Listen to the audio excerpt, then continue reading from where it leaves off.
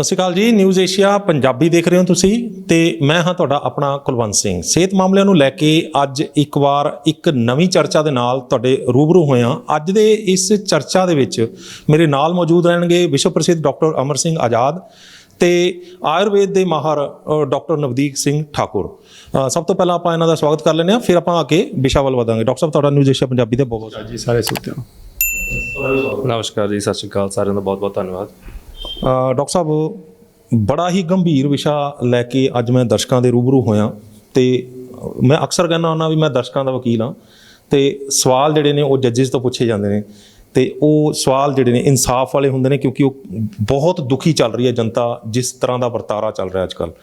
ਤੇ ਦੁਨੀਆ ਦੇ ਸਭ ਤੋਂ ਵੱਡੇ ਮੌਤ ਦੇ ਕਾਰਨ ਜਿਹੜੇ ਨੇ ਉਹਨਾਂ ਦੇ ਵਿੱਚੋਂ ਇੱਕ ਕਾਰਨ ਆਪਾਂ ਪਹਿਲਾਂ ਵੀ ਇੱਕ ਵਾਰੀ ਮੇਰੇ ਖਿਆਲ ਤੇ ਤੁਸੀਂ ਮੈਨੂੰ ਇਹ ਜਾਣਕਾਰੀ ਦਿੱਤੀ ਸੀ ਕਿ ਉਹਨਾਂ ਦੇ ਵਿੱਚ ਇੱਕ ਵੱਡਾ ਕਾਰਨ ਹੈਗਾ ਡਰੱਗ ਰਿਐਕਸ਼ਨ, ਦਵਾਈਆਂ ਦਾ ਰਿਐਕਸ਼ਨ ਹੋਣ ਦੇ ਨਾਲ ਮੌਤਾਂ। ਤੇ ਉਹ ਦਵਾਈਆਂ ਦਾ ਰਿਐਕਸ਼ਨ ਜਿਹੜਾ ਉਹ ਮੌਤਾਂ ਦਾ ਸਭ ਤੋਂ ਵੱਡੇ ਕਾਰਨਾਂ ਦੇ ਵਿੱਚੋਂ ਇੱਕ ਕਾਰਨ ਬਣਦਾ ਜਾ ਰਿਹਾ, ਪਰ ਇਸ ਵੱਲ ਕੋਈ ਧਿਆਨ ਨਹੀਂ ਦੇ ਰਿਹਾ। ਇਹਦੇ ਬਾਵਜੂਦ ਵੀ ਐਲੋਪੈਥੀ ਇੱਕ ਅਜਿਹੀ ਪੱਧਤੀ ਹੈ, ਭਾਵੇਂ ਕਿ ਇਸ ਪੱਧਤੀ ਤੋਂ ਬਿਨਾਂ ਦੁਨੀਆ ਦਾ ਸਰਦਾ ਨਹੀਂ ਹੈਗਾ। ਇਹ ਉਹ ਪੱਧਤੀ ਹੈ ਜਿਹੜੀ ਕਿ ਇੱਕ ਕਮਾਲ ਦੀ ਪੱਧਤੀ ਵੀ ਆਪਾਂ ਮੰਨ ਸਕਦੇ ਹਾਂ। ਬਹੁਤ ਸਾਰੇ ਇਲਾਜ ਜਿਹੜੇ ਨੇ ਸਿਰਫ ਇਹਦੇ 'ਚ ਹੀ ਹੋ ਰਹੇ ਨੇ, ਹੋਰ ਪੱਧਤੀਆਂ ਦੇ ਵਿੱਚ ਨਹੀਂ ਹੋ ਰਹੇ। ਇਹ ਵੀ ਆਪਾਂ ਨੂੰ ਮੰਨਣਾ ਪਏਗਾ। ਪਰ ਇਹਦੇ ਬਾਵਜੂਦ ਵੀ ਦੁਨੀਆ ਦੇ ਵਿੱਚ ਜਿੱਥੇ ਵੀ ਐਲੋਪੈਥੀ ਦੀਆਂ ਦਵਾਈਆਂ ਵਿਕ ਰਹੀਆਂ ਨੇ, ਕੋਈ ਵੀ ਇੱਕ ਦਵਾਈ ਨੂੰ ਅਗਰ ਆਪਾਂ ਚੱਕ ਕੇ ਦੇਖ ਲਈਏ, ਗੂਗਲ 'ਤੇ ਉਸ ਦਾ ਨਾਮ ਸਰਚ ਕਰੀਏ ਤੇ ਉਹਦੇ ਸਾਈਡ ਇਫੈਕਟ ਨਿਕਲਣਗੇ ਹੀ ਨਿਕਲਣਗੇ, 100% ਹੈ। ਤੇ ਜੇਕਰ ਇਹ ਸਾਈਡ ਇਫੈਕਟ ਨਿਕਲਦੇ ਨੇ, ਉਹਨਾਂ ਸਾਈਡ ਇਫੈਕਟ ਦੇ ਨਾਲ ਲੋਕੀ ਬਿਮਾਰ ਹੋ ਰਹੇ ਨੇ, ਮੌਤਾਂ ਹੋ ਰਹੀਆਂ ਨੇ, ਇਹਦੇ ਬਾਵਜੂਦ ਵੀ ਸਾਰਾ ਕੁਝ ਜਿਹੜਾ ਹੈ ਇਹ ਡੋਮੀਨੇਟ ਹੋ ਰਿਹਾ ਹੈ, ਇੰਨੇ ਵੱਡੇ ਲੈਵਲ ਦੇ ਉੱਤੇ ਉਹ ਚੱਲ ਰਿਹਾ। ਤੇ ਦੁਨੀਆ ਦੇ ਜਿਹੜੀ ਜੇਕਰ ਆਪਾਂ ਦੇਖਿਆ ਜਾਵੇ ਅਮੀਰ ਜਿਹੜੀਆਂ ਇੰਡਸਟਰੀਜ਼ ਨੇ, ਅਮੀਰ ਜਿਹੜੇ ਉਹ ਲੋਕ ਨੇ, ਉਹਨਾਂ ਦੇ ਵਿੱਚੋਂ ਜਿਹੜੇ ਨੇ ਫਾਰਮਾਸਿਊਟੀਕਲ ਕੰਪਨੀਆਂ ਦੇ ਮਾਲਕ ਵੀ ਹੈਗੇ ਨੇ। ਤਾਂ ਕਿਤੇ ਨਾ ਕਿਤੇ ਜਿਹੜਾ ਇਹ ਬਹੁਤ ਵੱਡਾ ਚਿੰਤਾ ਦਾ ਕਾਰਨ ਬਣ ਰਿਹਾ, ਕਿਉਂਕਿ ਮੌਤਾਂ ਜਿਹੜੀਆਂ ਨੇ ਉਹ ਸਭ ਤੋਂ ਵੱਡਾ ਕਾਰਨ ਉਹਦਾ ਐਲੋਪੈਥੀ ਦੀਆਂ ਡਰੱਗ ਜਿਹੜੇ ਰਿਐਕਸ਼ਨਸ ਨੇ, ਤੇ ਅਮੀਰ ਵੀ ਜਿਹੜੇ ਨੇ ਉਹ ਇਹਨਾਂ ਦੇ ਵਿੱਚੋਂ ਹੀ ਨਿਕਲ ਕੇ ਆ ਰਹੇ ਨੇ। ਤੇ ਕਿਤੇ ਨਾ ਕਿਤੇ ਆਪਾਂ ਕਹਿ ਸਕਦੇ ਹਾਂ ਵੀ ਮੌਤਾਂ ਦਾ ਇੱਕ ਵੱਡਾ ਵਪਾਰ ਹੋ ਰਿਹਾ। ਇਹਦੇ 'ਤੇ ਕਿਤੇ ਨਾ ਕਿਤੇ ਵੱਡੀ ਸੋਧ ਹੋਣ ਦੀ ਲੋੜ ਹੈ। ਤੇ ਸਭ ਤੋਂ ਪਹਿਲਾਂ ਮੇਰਾ ਸਵਾਲ ਇਹ ਹੈ ਕਿ ਦਵਾਈ ਜਿਹੜੀ ਜ਼ਿੰਦਗੀ ਦਿੰਦੀ ਹੈ ਉਹ ਅੰਦਰ ਜਾ ਕੇ ਰਿਐਕਸ਼ਨ ਕਿਉਂ ਕਰ ਜਾਂਦੀ ਹੈ? ਕੁਲਵੰਤ ਜੀ, ਬਹੁਤ ਵਧੀਆ ਵਿਸ਼ਾ ਤੁਹਾਡਾ ਜਿਹੜਾ ਤੁਸੀਂ ਚੁਣਿਆ ਅੱਜ। ਤੇ ਉਹਦੇ 'ਚ ਕੁਝ ਗੱਲਾਂ ਜਿਹੜੀਆਂ ਨੇ ਬੜੇ ਸਪਸ਼ਟ ਰੂਪ 'ਚ ਕਹਿਣੀਆਂ ਬਹੁਤ ਜ਼ਰੂਰੀ ਨੇ। ਪਹਿਲੀ ਗੱਲ ਤਾਂ ਤੁਸੀਂ ਜਿਹੜਾ ਸਵਾਲ ਕੀਤਾ ਕਿ ਇਹ ਕਿੰਨੀਆਂ ਜ਼ਿਆਦਾ ਮੌਤਾਂ ਨੇ ਜਿਹਦਾ ਤੁਸੀਂ ਹਵਾਲਾ ਦੇ ਰਹੇ ਹੋ, ਤਾਂ ਉਹ ਲਗਭਗ ਸਾਰੇ ਦੇਸ਼ਾਂ 'ਚ ਜਿੱਥੇ ਅੰਕੜੇ ਉਪਲਬਧ ਨੇ ਢੰਗ ਸਿਰ ਦੇ, ਉਹ ਚੌਥਾ ਜਾਂ ਤੀਜਾ ਸਭ ਤੋਂ ਵੱਡਾ ਮੌਤ ਦਾ ਕਾਰਨ ਜਿਹੜਾ ਉਹ ਡਰੱਗ ਰਿਐਕਸ਼ਨਸ ਨੇ ਔਰ ਹਸਪੀਟਲਾਈਜੇਸ਼ਨਸ ਨੇ ਜਾਂ ਇੰਟਰਵੈਂਸ਼ਨਸ ਨੇ। ਯਾਨੀ ਕਿ ਹਸਪੀਟਲ ਜੋ ਕੁਛ ਕਰਦਾ ਉਹਦੇ ਕਰਕੇ ਮੌਤ ਹੋ ਗਈ। ਔਰ ਉਹਦੇ ਕਰਕੇ ਇਕੱਲੀ ਮੌਤ ਨਹੀਂ ਹੁੰਦੀ, ਉਹਦੇ ਕਰਕੇ ਬਹੁਤ ਸਾਰੀਆਂ ਬਿਮਾਰੀਆਂ ਜਿਹੜੀਆਂ ਨੇ ਹਸਪੀਟਲ ਜਿਹੜੀਆਂ ਦੇ ਵਿੱਚ ਜਾਣ ਕਰਕੇ ਬਹੁਤ ਸਾਰੀਆਂ ਬਿਮਾਰੀਆਂ ਇਨਵਾਈਟ ਕਰਕੇ ਅਸੀਂ ਆ ਜਾਂਦੇ ਹਾਂ। ਨੋਸੋਕੋਮੀਅਲ ਇਨਫੈਕਸ਼ਨਸ ਹੁੰਦੀਆਂ ਜਿਹੜੀਆਂ ਹਸਪੀਟਲ ਤੋਂ ਹੀ ਹੁੰਦੀਆਂ, ਸਿਰਫ ਰੈਜ਼ਿਸਟੈਂਟ ਟਾਈਪ ਆਫ ਇਨਫੈਕਸ਼ਨ ਹੁੰਦੀਆਂ ਨੇ। ਤਾਂ ਬਹੁਤ ਸਾਰੀਆਂ ਕੰਪਲੀਕੇਸ਼ਨ ਨੇ ਜਿਹੜੀਆਂ ਅੱਜ ਕੱਲ੍ਹ ਹੁਣ ਲੇਟਲੀ ਇਹ ਕਹਿਣ ਲੱਗੇ ਕਿ ਘੱਟ ਤੋਂ ਘੱਟ ਹਸਪਤਾਲ ਜਾਓ ਤੇ ਘੱਟ ਤੋਂ ਘੱਟ, ਖਾਸ ਕਰਕੇ ਘੱਟ ਤੋਂ ਘੱਟ ਹਸਪਤਾਲ 'ਚ ਦਾਖਲ ਹੋਵੋ। ਪਹਿਲਾਂ ਪੁਰਾਣੇ ਜ਼ਮਾਨੇ 'ਚ ਹੁੰਦਾ ਸੀ ਕਿ ਦਾਖਲ ਹੋਣਾ ਜਾਂ ਦਾਖਲ ਕਰਨਾ ਜਿਹੜਾ ਸੀਗਾ ਬਹੁਤ ਹੀ ਇੱਕ ਫੇਵਰਟ ਚੀਜ਼ ਸੀ ਹਸਪੀਟਲ ਦੀ। ਅੱਜ ਕਹਿੰਦੇ ਕਿ ਜਲਦੀ ਦਾਖਲ ਨਾ ਹੋਵੋ ਅਤੇ ਜੇ ਹੋ ਸਕੇ ਤਾਂ ਜਲਦੀ ਹਸਪਤਾਲ ਨਾ ਜਾਓ। ਕਿਉਂਕਿ ਹਸਪਤਾਲ ਤੁਸੀਂ ਜਾਓਗੇ ਤਾਂ ਜਿੱਥੇ ਉੱਥੋਂ ਦੀਆਂ ਜਿਹੜੀਆਂ ਇਨਫੈਕਸ਼ਨਾਂ ਲੈ ਕੇ ਆਓਗੇ, ਜਿਹੜੀਆਂ ਡਰੱਗ ਰੈਜ਼ਿਸਟੈਂਟ ਹੋਣਗੀਆਂ, ਉੱਥੇ ਕੁਛ ਨਾ ਕੁਛ ਇਹੋ ਜਿਹੀਆਂ ਦਵਾਈਆਂ, ਇਹੋ ਜਿਹੇ ਪ੍ਰੋਸੀਜਰਸ 'ਚੋਂ ਲੰਘੋਗੇ ਜਿਹੜੇ ਤੁਹਾਨੂੰ ਨੁਕਸਾਨ ਕਰ ਸਕਦੇ ਆ। ਤਾਂ ਹਰ ਮੁਲਕ ਦੇ ਅੰਦਰ ਲਗਭਗ ਤੀਜਾ ਜਾਂ ਚੌਥਾ ਕਾਰਨ ਹੈ। ਪਹਿਲਾ ਸਭ ਤੋਂ ਵੱਡਾ ਕਾਰਨ ਹੈਗਾ ਹਾਰਟ ਅਟੈਕਸ, ਦੂਜਾ ਵੱਡਾ ਕਾਰਨ ਹੈਗਾ ਬ੍ਰੇਨ ਸਟ੍ਰੋਕਸ, ਜਿਹੜੇ ਕਿ ਲਗਭਗ ਦੋਨੋਂ ਇੱਕੋ ਹੀ ਬਿਮਾਰੀ ਦੇ ਦੋ ਰੂਪ ਨੇ। ਯਾਨੀ ਕਿ ਖੂਨ ਦੀਆਂ ਨਾੜਾਂ ਸੁੰਗੜ ਗਈਆਂ, ਪਤਲੀਆਂ ਹੋ ਗਈਆਂ ਜਾਂ ਖਰਾਬ ਹੋ ਗਈਆਂ, ਅਤੇ ਉਹਦੇ ਕਰਕੇ ਹਾਰਟ ਦੀ ਹੋਈ ਤਾਂ ਹਾਰਟ ਅਟੈਕ ਹੋ ਗਿਆ, ਬ੍ਰੇਨ ਦੀ ਹੋਈ ਤਾਂ ਬ੍ਰੇਨ ਸਟ੍ਰੋਕ ਹੋ ਗਿਆ। ਤੀਜਾ ਕਾਰਨ ਹੈਗਾ ਕੈਂਸਰ, ਅਤੇ ਚੌਥਾ ਜਿਹੜਾ ਕਾਰਨ ਹੈ ਲਗਭਗ ਉਹ ਡਰੱਗ ਰਿਐਕਸ਼ਨਸ ਨੇ। ਔਰ ਇਹਨਾਂ ਦੇ ਕਾਰਨ ਕਿੰਨੀਆਂ ਮੌਤਾਂ ਹੁੰਦੀਆਂ ਨੇ? ਹਜ਼ਾਰਾਂ 'ਚ ਨਹੀਂ, ਲੱਖਾਂ 'ਚ ਹਰ ਸਾਲ। ਅਸੀਂ ਇੰਨਾ ਰੌਲਾ ਪਾ ਰਹੇ ਹਾਂ ਫਲਾਂ ਐਪੀਡੈਮਿਕ ਨਾਲ ਇੰਨੇ ਮਰ ਗਏ ਅਤੇ ਫਲਾਂ ਐਪੀਡੈਮਿਕ ਨਾਲ ਮਰ ਗਏ। ਜਿਹੜੀਆਂ ਅਸਲ ਬਿਮਾਰੀਆਂ ਉਹ ਗਿਣਦੇ ਹੀ ਨਹੀਂ ਹੈ। ਇਹ ਇੱਕ ਕਿਸਮ ਦੀ ਐਪੀਡੈਮਿਕ ਹੀ ਹੈ। ਬਿਲਕੁਲ ਐਪੀਡੈਮਿਕ ਨਾਲੋਂ ਵੀ ਭੈੜੀ ਹੈ। ਔਰ ਦੂਸਰੀ ਗੱਲ ਜਿਹੜਾ ਤੁਸੀਂ ਕਿਹਾ ਕਿ ਜਿਹੜੀ ਇਹ ਅਨਅਵਾਇਡੇਬਲ ਨੇ, ਕਿ ਤੁਸੀਂ ਇਹਨਾਂ ਤੋਂ ਇੰਨੀਆਂ ਜ਼ਰੂਰੀ ਹੋ ਗਈਆਂ ਨੇ ਕਿ ਸ਼ਾਇਦ ਇਹ ਲੈਣੀਆਂ ਜ਼ਰੂਰੀ ਨੇ। ਐਸਾ ਕੁਛ ਨਹੀਂ ਹੈ। ਘੱਟੋ ਘੱਟ ਵੀ 80% ਉਹ ਹਾਲਾਤ ਨੇ ਜਿੱਥੇ ਕਿ ਐਲੋਪੈਥੀ ਦਵਾਈ ਲੈ ਬਿਨਾਂ ਸਰ ਸਕਦਾ। ਜਿਹੜੇ ਮਰੀਜ਼ 100 ਮਰੀਜ਼ ਮੰਨ ਲਓ ਕੋਈ ਹੈਗਾ ਕਿਸੇ ਕਮਿਊਨਿਟੀ ਦੇ ਅੰਦਰ, ਤਾਂ 80 ਤਾਂ ਉਹ ਨੇ ਜਿਹੜੇ ਐਲੋਪੈਥਿਕ ਹਸਪਤਾਲਾਂ ਦੀ ਦਵਾਈਆਂ ਲੈ ਰਹੇ ਆ, ਪਰ ਉਹ ਜੇ ਨਾ ਲੈਂਦੇ ਤਾਂ ਉਹ ਕੁਛ ਨਹੀਂ ਸੀ ਵਿਗੜਦਾ ਉਹਨਾਂ ਦਾ। ਤੇ ਕੁਛ ਤੁਸੀਂ ਇਹ ਬੜੀ ਵੱਡੀ ਗੱਲ ਕੀਤੀ ਹੈ ਡਾਕਟਰ ਸਾਹਿਬ ਕਿ 80% ਬਿਨਾਂ ਦਵਾਈਆਂ ਤੋਂ ਐਲੋਪੈਥੀ ਦਵਾਈਆਂ ਤੋਂ ਸਰ ਸਕਦਾ ਸੀ। ਬਹੁਤ ਵੱਡੀ ਗੱਲ ਹੈ। ਬਿਲਕੁਲ ਬਿਲਕੁਲ, ਕਿਉਂਕਿ ਦਵਾਈਆਂ ਠੀਕ ਨਹੀਂ ਕਰਦੀਆਂ, ਦਵਾਈਆਂ ਸਿਰਫ ਠੀਕ ਹੋਣ 'ਚ ਹੈਲਪ ਕਰਦੀਆਂ ਨੇ। ਠੀਕ ਕੁਦਰਤ ਕਰਦੀ ਹੈ, ਕੁਦਰਤ ਦੇ ਅੰਦਰ ਇੱਕ ਹੀਲਿੰਗ ਸਿਸਟਮ ਹੁੰਦਾ, ਕੁਦਰਤ ਦੇ ਅੰਦਰ ਇੱਕ ਇਮਿਊਨਿਟੀ ਹੁੰਦੀ ਹੈ, ਕੁਦਰਤ ਦੇ ਅੰਦਰ ਇੱਕ ਆਪਣੀ ਵਿਜ਼ਡਮ ਹੁੰਦੀ ਹੈ, ਉਹ ਠੀਕ ਕਰਦੀ ਹੈ। ਤੇ ਕੋਈ ਵੀ ਦਵਾਈ ਖਾ ਲਓ, ਇਹ ਤਾਂ ਹੁਣ ਮੈਂ ਨਹੀਂ ਕਹਿ ਰਿਹਾ, ਇਹ ਤਾਂ ਈਵਨ WHO ਬੇਸਡ ਰਿਸਰਚ ਹੋਈ ਕਿ ਕਿਹੜੀ ਪੈਥੀ ਜਿਹੜੀ ਹੈ ਉਹ ਕਿੰਨੇ % ਕਾਰਗਰ ਹੈ। ਔਰ ਤੁਸੀਂ ਹੈਰਾਨ ਹੋਵੋਗੇ ਕਿ ਦੁਨੀਆ ਦੀਆਂ ਸਾਰੀਆਂ ਪੈਥੀ ਜਿਹੜੀਆਂ ਨੇ 70% ਇਫੈਕਟਿਵ ਨੇ। ਚਾਹੇ ਉਹ ਕੁਐਕਰੀ ਹੈ, ਚਾਹੇ ਉਹ ਹੋਮਿਓਪੈਥੀ ਹੈ, ਚਾਹੇ ਉਹ ਆਯੁਰਵੈਦਿਕ ਹੈ, 70% ਮਰੀਜ਼ ਠੀਕ ਹੋਣੇ ਹੀ ਹੋਣੇ ਨੇ ਆਪਣੇ ਆਪ ਹੀ। ਹਾਂ, ਉਹ ਕੁਛ ਖਾ ਲਓ ਤੁਸੀਂ 70% ਮਰੀਜ਼ ਠੀਕ ਹੋਣੇ। ਇਹ ਤੁਸੀਂ ਆਪਣੇ ਪ੍ਰੋਫੈਸ਼ਨ ਨੂੰ ਵੀ ਤੁਸੀਂ ਦੇਖੋ, ਤੁਸੀਂ ਸੋਚ ਸਮਝ ਕੇ ਜਵਾਬ ਦਿਓ doctor Sahib. WHO the study ਹੈ, ਮੇਰੀ ਸਟੱਡੀ ਨਹੀਂ ਹੈ। WHO ਨੇ ਦੀ ਸਪਾਂਸਰਡ ਸਟੱਡੀ ਹੈ ਜਿਹੜੀ ਕਹਿ ਰਹੀ ਹੈ ਕਿ ਸਾਰੇ ਦੇ ਸਾਰੇ ਸਿਸਟਮਾਂ 70% ਤੱਕ ਪੇਸ਼ੈਂਟ ਠੀਕ ਹੋਣੇ ਹੀ ਹੋਣੇ ਨੇ। ਬਾਕੀ 30% ਦਾ ਝਗੜਾ ਸਾਰਾ ਕਿ ਕੋਈ ਤੁਸੀਂ ਲੜੀ ਜਾਓ ਆਪਸ 'ਚ ਵੀ ਮੈਂ ਠੀਕ ਕਰਤਾ ਤੇ ਮੈਂ ਠੀਕ ਕਰਤਾ। ਤੇ ਇਸ ਕਰਕੇ ਜਿਹੜਾ ਇਹ ਵਰਤਾਰਾ ਕਿਤੇ ਨਾ ਕਿਤੇ ਇਹ ਹੈ। ਫਿਰ ਸੀ ਤੁਹਾਡਾ ਸਵਾਲ ਕਿ ਰਿਐਕਸ਼ਨ ਹੁੰਦਾ ਕਿਉਂ ਹੈ। ਰਿਐਕਸ਼ਨ ਇਸ ਕਰਕੇ ਹੁੰਦਾ ਹੈ ਕਿ ਸਾਡਾ ਜਿਹੜਾ ਸਿਸਟਮ ਹੈ ਅੰਦਰਲਾ ਉਹ ਬਹੁਤ ਹੀ ਸੋਲ ਹੈ। ਸਾਡੀ ਬਾਡੀ ਜਿਹੜੀ ਹੁੰਦੀ ਹੈ ਉਹ ਬਹੁਤ ਸੰਤੁਲਿਤ ਕਿਸਮ ਦੀ ਬਾਡੀ ਹੈ ਕਿ ਸਾਡੀ ਬਾਡੀ 'ਚ 1 ਕਰੋੜ ਸੈੱਲ ਤੇ 10 ਕਰੋੜ ਸਾਡੇ ਬੈਕਟੀਰੀਆ, 11 ਕਰੋੜ ਜੀਵਾਂ ਦਾ ਇੱਕ ਸਮੂਹ ਹੈ। ਉਹ 11 ਕਰੋੜ ਆਪਸ 'ਚ ਬਹੁਤ ਹੀ ਡੂੰਘੇ ਤਾਲਮੇਲ 'ਚ ਬੱਝੇ ਹੋਏ ਹੈ, ਜਿਹੜਾ ਤਾਲਮੇਲ ਕਾਸਮੋਸ ਤੱਕ ਕਨੈਕਟਡ ਹੈ। ਤਾਂ ਉਹ ਹੈ ਅਸਲ ਡਾਕਟਰ ਜਿਹੜਾ ਤੁਹਾਨੂੰ ਠੀਕ ਕਰਦਾ। ਤੇ ਉਹਦੇ ਜਦੋਂ ਅਸੀਂ ਬਾਹਰੋਂ ਦਵਾਈ ਦਿੰਦੇ ਹਾਂ ਤਾਂ ਜਦੋਂ ਉਹ ਕੈਮੀਕਲ ਰੂਪ 'ਚ ਹੁੰਦੀ ਹੈ, ਜਿਹੜੀਆਂ ਸਾਰੀਆਂ ਜਿੰਨੀਆਂ ਐਲੋਪੈਥੀਆਂ ਦਵਾਈਆਂ ਨੇ ਸਾਰੀਆਂ ਕੈਮੀਕਲ ਨੇ। ਔਰ ਕੈਮੀਕਲ ਜਿਹੜੇ ਨੇ ਉਹ ਕੈਮੀਕਲ ਕੁਦਰਤ ਸਾਡੀ ਬਾਡੀ ਦੀ ਇੱਕੋ ਹੀ ਭਾਸ਼ਾ ਹੈ, ਉਹ ਕਿਸੇ ਵੀ ਕੈਮੀਕਲ ਨੂੰ ਉਹ ਪੋਇਜ਼ਨ ਮੰਨਦੀ ਹੈ। ਤੁਸੀਂ ਬਾਡੀ 'ਚ ਕੋਈ ਕੈਮੀਕਲ ਪਾ ਦਿਓ, ਬਾਡੀ ਕੋਲ ਇੱਕੋ ਹੀ ਰਿਐਕਸ਼ਨ ਹੈ ਕਿ ਇਹ ਕੀ ਨੈਚੁਰਲ ਹੈ ਕਿ ਕੈਮੀਕਲ ਹੈ। ਤਾਂ ਹੀ ਰਿਐਕਟ ਹੁੰਦੀਆਂ ਨੇ। ਬਿਲਕੁਲ, ਕੋਈ ਵੀ ਕੈਮੀਕਲ ਹੋਏਗਾ ਬਾਡੀ ਨੂੰ ਰਿਜੈਕਟ ਕਰ ਦੇਗੀ, ਬਾਡੀ ਨੂੰ ਪਛਾਣਦੀ ਨਹੀਂ ਹੈ। ਬਾਡੀ ਸਿਰਫ ਉਸ ਕੈਮੀਕਲ ਨੂੰ, ਜਿਵੇਂ ਫੂਡ ਮਤਲਬ ਸੇਬ ਖਾ ਰਹੇ ਆ ਉਹਦੇ ਵਿੱਚ ਵੀ ਤਾਂ ਕੈਮੀਕਲ ਹੈਗੇ ਆ ਜਿਹੜੇ ਨੈਚੁਰਲ ਕੈਮੀਕਲਸ ਨੇ, ਫਾਈਟੋ ਕੈਮੀਕਲਸ ਨੇ, ਹੋਰ ਨੇ। ਤਾਂ ਲੇਕਿਨ ਉਹਨਾਂ ਨੂੰ ਬਾਡੀ ਪਛਾਣਦੀ ਹੈ ਕਿਉਂਕਿ ਬਾਡੀ ਨੇ ਹਜ਼ਾਰਾਂ ਜਨਰੇਸ਼ਨ ਤੋਂ ਉਹ ਆਦੀ ਹੈ। ਲੇਕਿਨ ਜਿਹੜੀ ਚੀਜ਼ ਉਹਦੇ ਵਾਸਤੇ ਨਵੀਂ ਹੋਏਗੀ, ਉਹ ਕੈਮੀਕਲ ਨਵਾਂ ਹੋਏਗਾ ਔਰ ਖਾਸ ਕਰਕੇ ਉਹ ਕੈਮੀਕਲ ਕੁਛ ਡੈਮੇਜ ਕਰਨ ਦੀ ਸਥਿਤੀ ਰੱਖਦਾ ਹੋਊਗਾ, ਤਾਂ ਬਾਡੀ ਜਾਣ ਸਾਰ ਅਲਰਟ ਸਿਸਟਮ ਡਿਕਲੇਅਰ ਕਰ ਦਿੰਦੀ ਹੈ। ਬਾਡੀ ਦੀ ਹਰ ਐਂਟਰੀ ਦੇ ਉੱਪਰ ਸਾਡੇ ਜਸੂਸ ਬੈਠੇ ਆ, ਮੂੰਹ ਤੋਂ ਲੈ ਕੇ ਸਕਿਨ ਤੋਂ ਲੈ ਕੇ ਹਰ ਥਾਂ ਤੇ ਜਸੂਸ ਨੇ ਸਾਡੇ, ਜਿਹਨੂੰ ਡੈਂਡਰੇਟਿਕ ਸੈਲਸ ਕਹਿੰਦੇ ਆ। ਉਹ ਜਸੂਸ ਨਾਲ ਦੀ ਨਾਲ ਮੈਸੇਜ ਭੇਜਦੇ ਆ ਵੀ ਅੱਛਾ ਕਿ ਮਾੜਾ ਹੈ, ਇਹ ਅੰਮ੍ਰਿਤ ਹੈ ਕਿ ਜ਼ਹਿਰ ਹੈ। ਦੋ ਹੀ ਵਿੱਚ ਵਿਚਾਲੇ ਦੀ ਕੋਈ ਭਾਸ਼ਾ ਨਹੀਂ ਉਹਨਾਂ ਕੋਲੇ। ਤਾਂ ਜੇ ਤੋਂ ਗਿਆ ਵੀ ਇਹ ਅੰਮ੍ਰਿਤ ਹੈ, ਪੁਰਾਣਾ ਹੈ, ਉਹੀ ਆ ਸੇਬ ਹੈ, ਤਾਂ ਜੇ ਤਾਂ ਉਹ ਖਾਣਾ ਕੋਈ ਘੀਆ ਕੱਦੂ ਹੈ, ਕੋਈ ਜਿਹੜੀ ਚੀਜ਼ ਨੂੰ ਪਛਾਣਦਾ, ਫਿਰ ਤਾਂ ਕਹਿੰਦਾ ਅੰਮ੍ਰਿਤ ਆ ਜਾ, ਕੋਈ ਗੱਲ ਨਹੀਂ। ਬਾਡੀ ਨੂੰ ਕਹਿੰਦਾ ਠੀਕ ਠਾਕ ਹੈ ਸਭ। ਜੇ ਕੋਈ ਉਹਨੂੰ ਨਾ ਅਣਪਛਾਣੀ ਚੀਜ਼ ਆ ਗਈ, ਬੇਫਿਆਤੀ, ਜਿਹਨੂੰ ਪਛਾਣਦਾ ਨਹੀਂ ਹੈ, ਜਾਂ ਜਿਹੜੀ ਮੈਨਮੇਡ ਕੈਮੀਕਲ ਹੈ, ਤਾਂ ਨਾਲ ਦੀ ਨਾਲ ਅਲਰਟ ਸਿਸਟਮ ਘੱਲ ਦਿੰਦਾ ਸਾਰੀ ਬਾਡੀ ਨੂੰ ਕਿ ਕੋਈ ਖਤਰਨਾਕ ਜਿਹੀ ਚੀਜ਼ ਆ ਗਈ ਹੈ, ਇਹਨੂੰ ਬਾਹਰ ਕੱਢੋ, ਇਹਨੂੰ ਡਿਸਟਰੋਏ ਕਰੋ ਜਾਂ ਬਾਹਰ ਕੱਢੋ।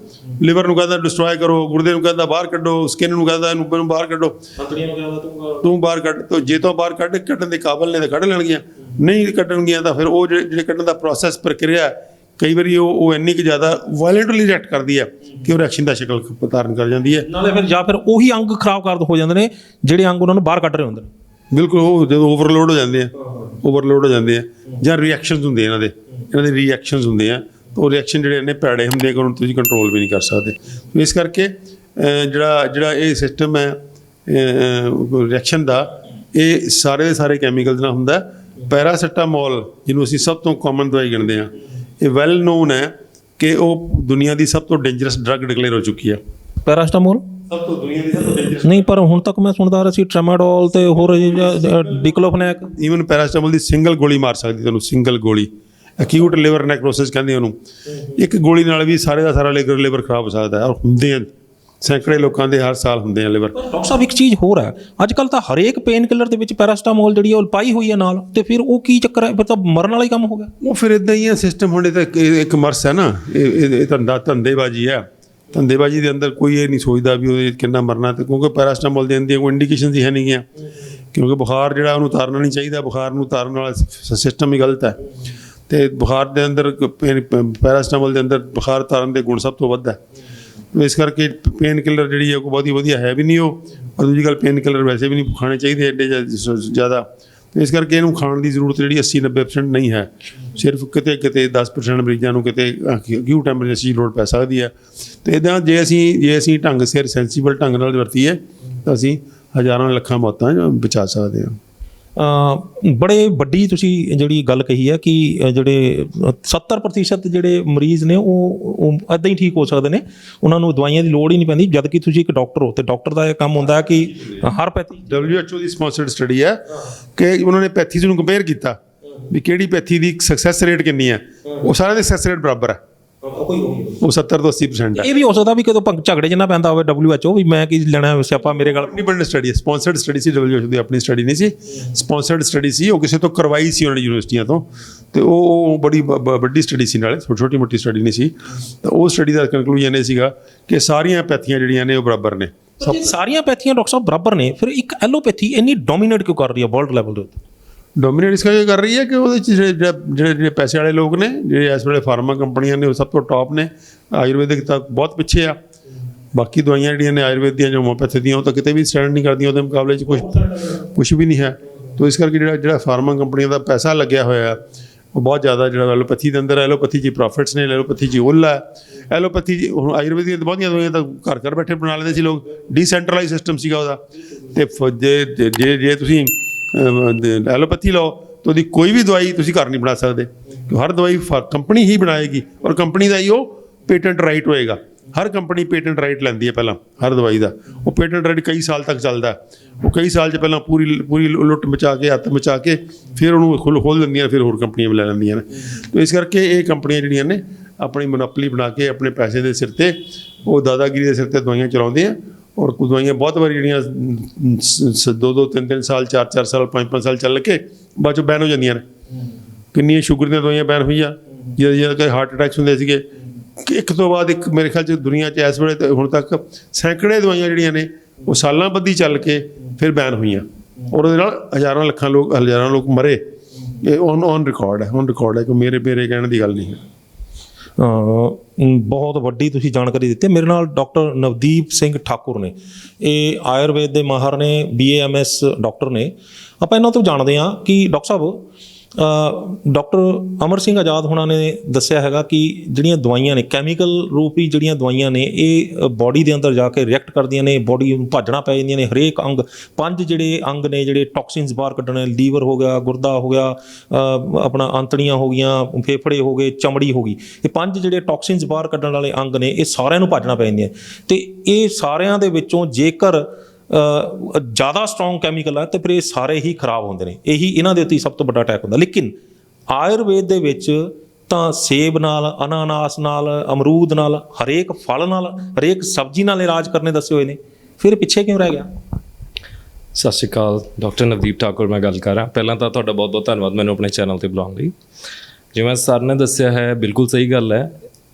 ਸਭ ਤੋਂ ਮੇਨ ਗੱਲ ਜਿਹੜੀ ਸਰ ਨੇ ਦੱਸੀ, ਅਸੀਂ ਜਦ ਕੁਦਰਤ ਤੋਂ ਦੂਰ ਹੁੰਦੇ ਜਾਵਾਂਗੇ ਫਿਰ ਸਮੱਸਿਆ ਆਪਣੇ ਆਪ ਆਉਣੀ ਹੈ। ਕੁਦਰਤ ਹੀ ਹੀਲ ਕਰਦੀ ਹੈ ਇਨਸਾਨ ਨੂੰ। ਜਿਹੜੀਆਂ ਕੈਮੀਕਲ ਦਵਾਈਆਂ ਨੇ, ਹਰ ਚੀਜ਼ ਦਾ ਇੱਕ ਜੈਨੇਟਿਕ ਸਟਰਕਚਰ ਹੁੰਦਾ, ਠੀਕ ਹੈ।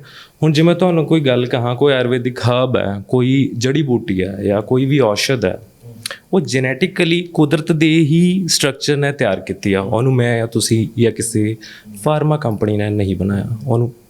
ਇਸ ਕਰਕੇ ਸਾਡੇ ਬਾਡੀ ਦੀ ਅਸੈਪਟੈਂਸ ਹੁੰਦੀ ਆ ਉਹਦੇ ਪ੍ਰਤੀ, ਸਾਡੀ ਬਾਡੀ ਉਹਨੂੰ ਰਿਜੈਕਟ ਨਹੀਂ ਕਰਦੀ ਇੱਕ ਤਰ੍ਹਾਂ ਨਾਲ। ਅਗਰ ਆਪਾਂ ਇਹ ਕਹਿ ਸਕਦੇ ਹਾਂ ਵੀ ਬਾਡੀ ਕੁਦਰਤੀ ਸਾਇੰਸ ਦੇ ਵਿੱਚ ਬਣੀ ਹੋਈ ਹੈ ਤੇ ਉਹ ਲੈਬ ਦੀ ਸਾਇੰਸ ਨੂੰ ਐਕਸੈਪਟ ਨਹੀਂ ਕਰੇਗੀ, ਤੇ ਜਿਹੜੇ ਹਰਬਸ ਨੇ ਉਹ ਵੀ ਕੁਦਰਤੀ ਸਾਇੰਸ ਦੇ ਬਣੇ ਹੋਏ, ਇਸੇ ਕਰਕੇ ਉਹਨੂੰ ਐਕਸੈਪਟ ਕਰਦੀ। ਬਿਲਕੁਲ, ਜੈਨੇਟਿਕਲੀ ਜੋ ਚੀਜ਼ ਸਾਡੇ ਨੇਅਰ ਹੈ, ਸਾਡੇ DNA ਦੇ ਨੇਅਰ ਹੈ, ਉਹਨੂੰ ਈਜ਼ੀਲੀ ਐਕਸੈਪਟ ਕਰ ਲੈਂਦੀ, ਉਹਨੂੰ ਰਿਜੈਕਟ ਨਹੀਂ ਕਰਦੀ ਹੈਗੀ। ਅਤੇ ਉਹ ਜਿਹੜੇ ਫਾਈਟੋਕੈਮੀਕਲਸ ਹੈ ਉਹ ਸਾਡੀ ਬਾਡੀ ਅੰਦਰ ਜਾ ਕੇ ਸਾਡੇ ਬਾਕੀ ਦੇ ਆਰਗਨਸ ਨੂੰ ਡਿਸਰਪਟ ਨਹੀਂ ਕਰਦੇ।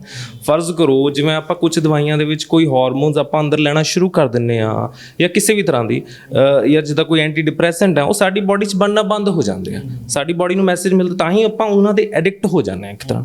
ਜਦ ਕਿ ਆਯੁਰਵੇਦ ਵਿੱਚ ਇੱਦਾਂ ਦਾ ਕੁਛ ਨਹੀਂ ਹੁੰਦਾ, ਕਿਉਂਕਿ ਆਪਾਂ ਇੱਕ ਆਯੁਰਵੈਦਿਕ ਹਰਬ ਲਈ ਜਿਹੜੀ ਕਿ ਕੁਦਰਤ ਦਾ ਹੀ ਸਰੂਪ ਹੈ, ਠੀਕ ਹੈ, ਉਹਨੂੰ ਆਪਾਂ ਲਿਆ, ਉਹ ਤੁਹਾਡੀ ਜਿਹੜੀ ਬਿਮਾਰੀ ਉਹਨੂੰ ਠੀਕ ਕਰਦੀ ਆ। ਉਸ ਤੋਂ ਬਾਅਦ ਤੁਹਾਡੀ ਬਾਡੀ ਉਹਨੂੰ ਨੈਚੁਰਲੀ ਬਣਾਉਣਾ ਸ਼ੁਰੂ ਕਰ ਦਿੰਦੀ ਆ, ਉਸ ਜਗ੍ਹਾ ਤੇ ਕੰਮ ਕਰਦੀ ਹੈ ਜਿੱਥੇ ਕਿ ਸਮੱਸਿਆ ਆ ਰਹੀ ਹੁੰਦੀ। ਮੈਂ ਤਾਂ ਰੋਕਾਂਗਾ, ਤੁਸੀਂ ਕਿਹਾ ਜਿਹੜਾ ਆਦਤ ਨਹੀਂ ਪੈਂਦੀ, ਅਫੀਮ ਭੁੱਕੀ, ਇਹ ਦੋ ਚੀਜ਼ਾਂ ਐਸੀਆਂ ਨੇ ਜਿਹੜੀਆਂ ਜੇਕਰ ਅਗਰ ਦਵਾਈ ਦੇ ਰੂਪ 'ਚ ਵੀ ਦਿੱਤੀਆਂ ਜਾਣ ਤੇ ਫਿਰ ਵੀ ਉਹਦੀ ਵੀ ਆਦਤ ਪੈ ਜਾਏ। ਨਹੀਂ, ਅਫੀਮ ਤੇ ਭੁੱਕੀ ਨੂੰ ਥੋੜਾ ਜਿਹਾ ਇੱਕ ਤਰ੍ਹਾਂ ਨਾਲ ਓਵਰ ਹਾਈਪ ਕੀਤਾ ਗਿਆ।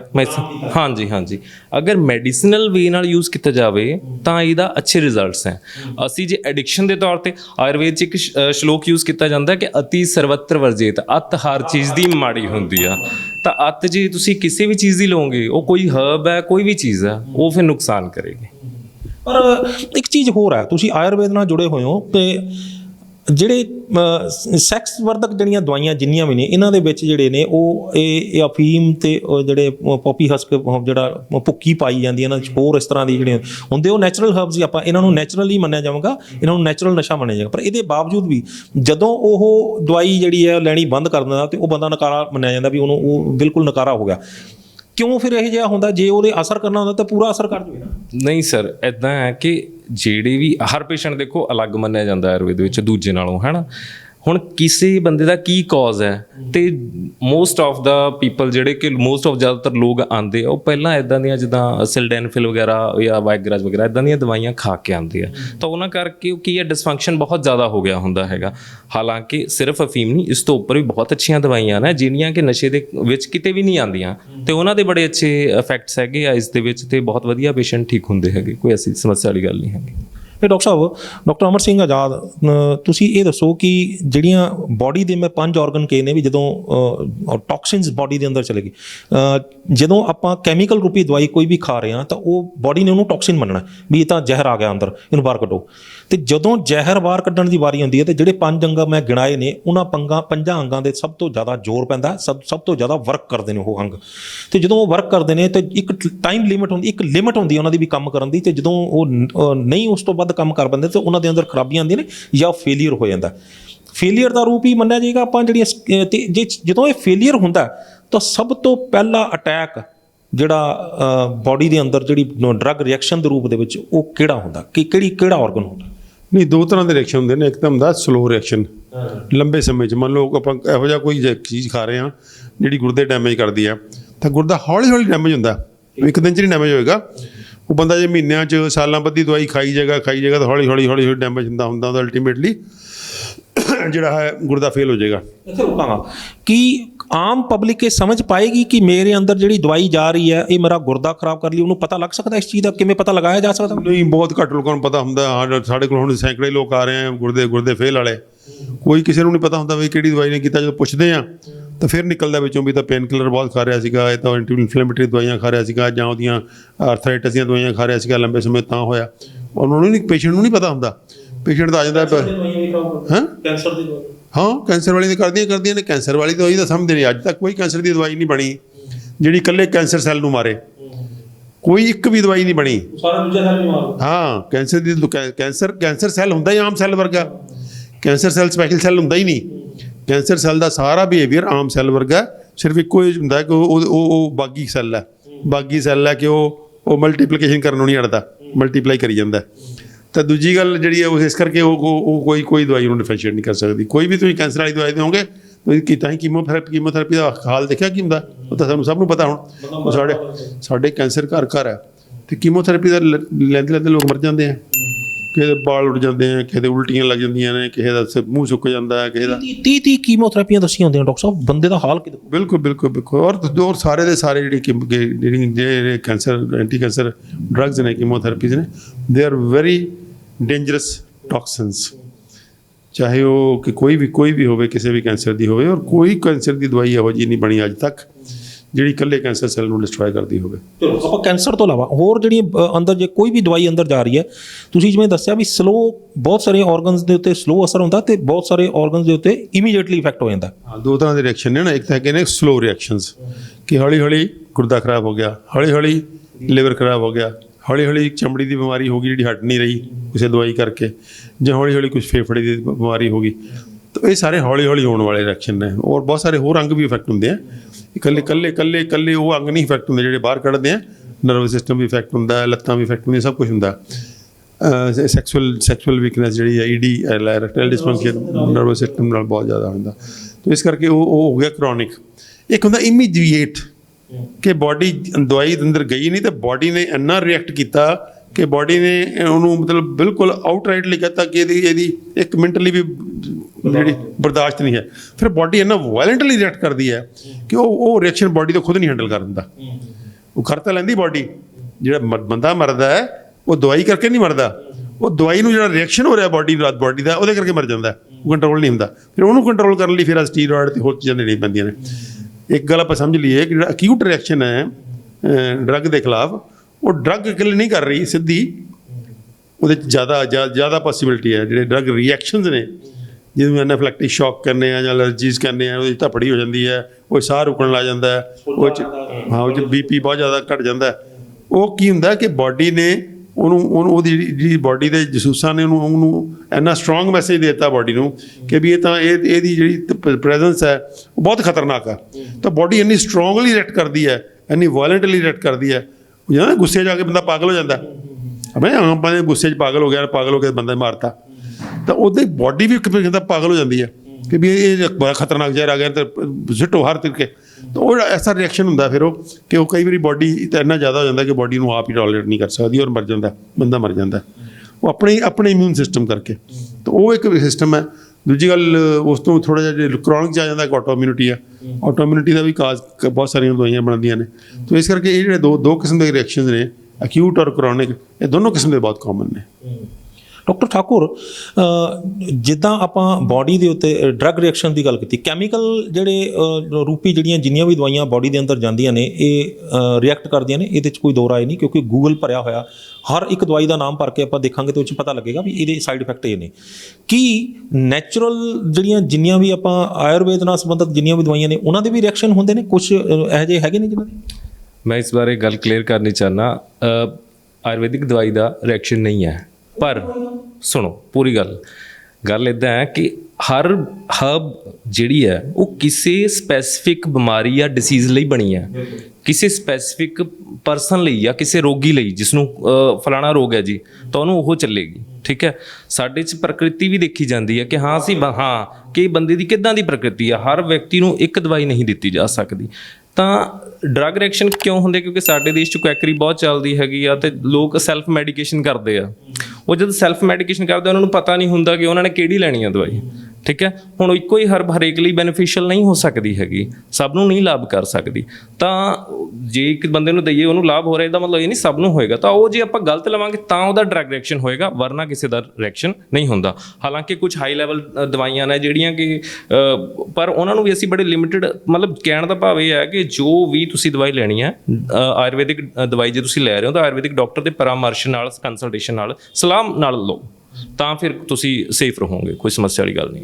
ਤੁਸੀਂ ਵੱਡੀ ਗੱਲ ਹੈ, ਇੱਕ ਮਿੰਟ ਡਾਕਟਰ ਸਾਹਿਬ, ਮੈਂ ਤੁਹਾਡੇ ਕੋਲ ਨਹੀਂ ਆ ਰਿਹਾ, ਇੱਕ ਵੱਡੀ ਗੱਲ ਕਹਿ ਰਹੇ ਹੋ ਤੁਸੀਂ ਕਿ ਕੈਮੀਕਲ ਦਵਾਈਆਂ ਜਿਹੜੀਆਂ ਨੇ ਕੰਪਨੀਆਂ ਬਣਾ ਰਹੀਆਂ ਨੇ, ਪ੍ਰਸਕ੍ਰਾਈਬ ਹੋ ਰਹੀਆਂ ਨੇ ਜਾਂ ਆਪਣੇ ਆਪ ਲਿੱਤੀਆਂ ਜਾ ਰਹੀਆਂ ਨੇ, ਉਹ ਲੈ ਰਹੇ ਨੇ, ਤੇ ਉਹਦੇ 'ਚ ਜੇ ਲੈਂਦਾ ਹੈਗਾ ਤਾਂ ਉਹਦੇ 'ਚ ਮੰਨਿਆ ਜਾਂਦਾ ਵੀ ਕੰਪਨੀ ਨੇ ਜਿਹਨੇ ਬਣਾਈ ਹੈ, ਜੇ ਜਿਹਨੇ ਅੱਗੇ ਦਿੱਤੀ ਹੈਗੀ ਆ, ਉਹਦੇ ਕਾਰਨ ਇਹ ਕੰਮ ਹੋਇਆ।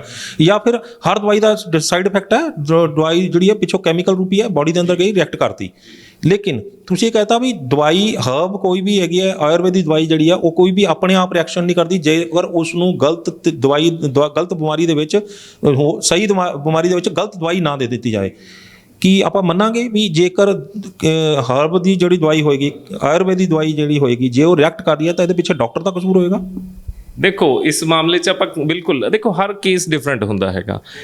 ਆਪਾਂ ਦੇਖੋ ਹਰ ਚੀਜ਼ ਦਾ, ਜਿੱਦਾਂ ਕੋਈ ਵੀ ਹਰਬ ਹੈ, ਮੰਨ ਲਓ ਕੋਈ ਖਾ ਰਿਹਾ, ਆਪਾਂ ਪੇਟ ਸਾਫ਼ ਲਈ ਖਾ ਰਹੇ ਹਾਂ, ਹਰ ਪੇਸ਼ੈਂਟ ਦੇ ਉਹਦਾ ਡਿਫਰੈਂਟ ਰਿਐਕਸ਼ਨ ਹੁੰਦਾ ਹੈਗਾ। ਠੀਕ ਹੈ, ਬਟ ਉਹਨਾਂ ਚੀਜ਼ਾਂ ਪਰ ਆਯੁਰਵੈਦਿਕ ਦਵਾਈ ਦਾ ਇੰਨਾ ਸੇਫ ਹੈ ਕਿ ਜੇ ਥੋੜਾ ਬਹੁਤ ਆ ਰਿਹਾ ਤਾਂ ਕਦੇ ਤੁਹਾਨੂੰ ਲਾਈਫ ਥ੍ਰੈਟਨਿੰਗ ਜਾਂ ਜਾਨਲੇਵਾ ਸਥਿਤੀ 'ਚ ਨਹੀਂ ਪਹੁੰਚਾਉਣ ਵਾਲਾ। ਇਹ ਗੱਲ ਮੇਰੀ ਬੜੀ ਗੌਰ ਨਾਲ ਸੁਣਿਓ ਕਿ ਕਦੇ ਵੀ ਜਾਨਲੇਵਾ ਸਥਿਤੀ 'ਚ ਨਹੀਂ ਪਹੁੰਚੇਗਾ। ਮਾੜਾ ਮੋਟਾ ਹੋਏਗਾ ਤਾਂ ਉਸਦੀ ਥੋੜੀ ਬਹੁਤ ਅਸੀਂ ਹੋਮ ਰੈਮੀਡੀਜ਼ ਦੇ ਨਾਲ ਜਾਂ ਮਾੜੀ ਮੋਟੀ ਦਵਾਈ ਦੇ ਨਾਲ ਉਹ ਸੌਰਟ ਆਊਟ ਹੋ ਜਾਏਗਾ। ਕੋਈ ਐਦਾਂ ਨਹੀਂ ਕਿ ਤੁਹਾਨੂੰ ਕੋਈ ਹਸਪੀਟਲਾਈਜ਼ ਹੋਣਾ ਪਵੇ। ਚਲੋ ਡਾਕਟਰ ਸਾਹਿਬ ਕਦੀ ਆਉਂਦੇ ਆ, ਡਾਕਟਰ ਅਮਰ ਸਿੰਘ ਆਜ਼ਾਦ ਕੁਝ ਕਹਿਣਾ ਚਾਹ ਰਹੇ हैं। ਡਾਕਟਰ ਸਾਹਿਬ, ਇਹ ਮੈਂ ਪਹਿਲਾਂ ਇਹਦੇ 'ਚ ਐਡ ਕਰਦਾ, ਜਿਹੜੀ ਡਾਕਟਰ ਠਾਕੁਰ ਨੇ ਹੁਣ ਗੱਲ ਕੀਤੀ ਆ, ਇਹ ਬਹੁਤ ਜ਼ਰੂਰੀ ਹੈ ਨੋਟ ਕਰਨੀ ਕਿ ਜਿਹੜੇ acute drug reaction killing type ਨੇ, ਮਾਰੂ ਹੁੰਦੇ ਆ, ਬੰਦੇ ਮਰਦੇ ਆ, ਉਹ ਨਹੀਂ ਹੁੰਦਾ ਆਯੁਰਵੇਦ 'ਚ ਕਦੀ ਵੀ।